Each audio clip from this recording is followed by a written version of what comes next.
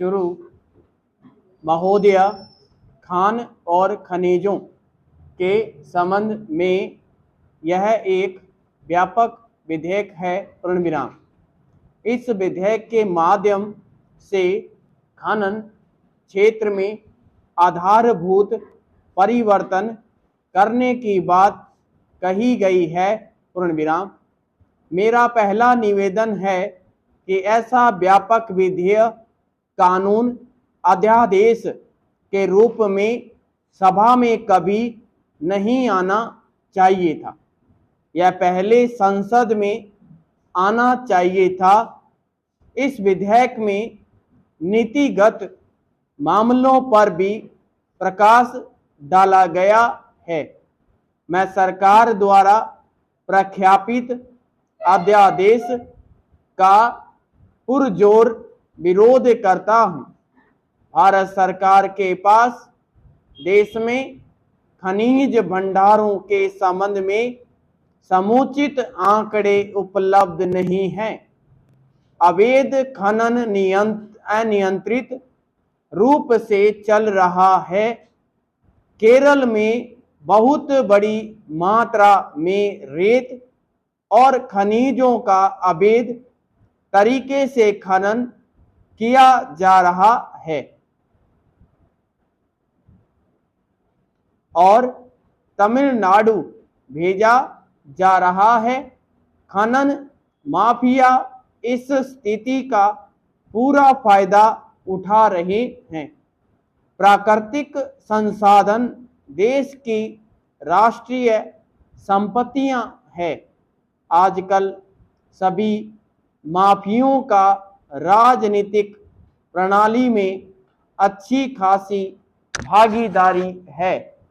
इन शक्तियों द्वारा लोकतांत्रिक प्रणाली को भी अनुचित रूप से प्रभावित किया जा रहा है।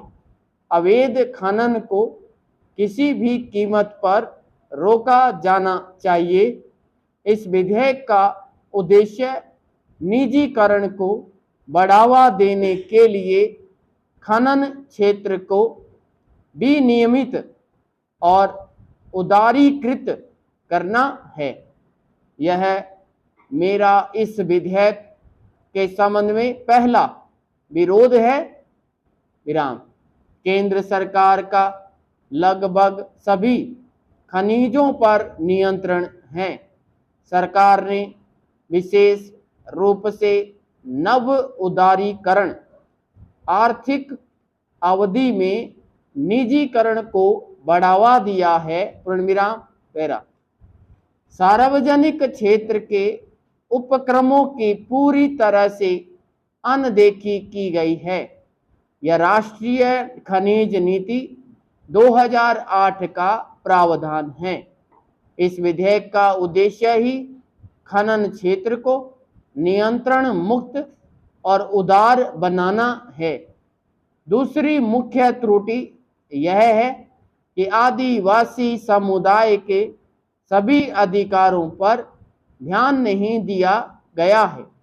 ऐसी स्थिति में परियोजना प्रभावित व्यक्तियों के संबंध में है, विशेषकर 5वीं अनुसूचित क्षेत्रों में संविधान में आदिवासी समुदाय को भूमि का मालिकाना हक और खनिजों में हिस्सेदारी दी गई है। सरकारी क्षेत्र के उपक्रमों की कार्यकलाप राष्ट्रीय और सामाजिक हितों से जुड़े होने चाहिए, न कि मात्र अत्यधिक लाभ कमाने से। मैं इस प्रावधान का समर्थन करता हूं कि खानों का आवंटन नीलामी के द्वारा ही होना चाहिए। खनन का पट्टा 30 वर्षों से बढ़ाकर 50 वर्ष किए जाने के प्रावधान पर मुझे सख्त आपत्ति है और इसकी समीक्षा की जानी चाहिए। मैं कहना चाहूँगा कि खनन योजना राज्य सरकार द्वारा बनाई जानी चाहिए। मुझे आशंका है कि विधेयक के खंड 18 के तहत भारत सरकार राज्य सरकारों को नीति बदलने हेतु निर्देश दे सकती है, जो माननीय प्रधानमंत्री द्वारा प्रतिपादित सहयोगात्मक संघ के सिद्धांत के विरुद्ध है। मेरा विनम्र सुझाव है कि राज्यों को अपनी नीति बनाने की अनुमति होनी चाहिए, जिससे सरकारी क्षेत्र के उपक्रमों को खनन पट्टे दिए जा सकें। पैरा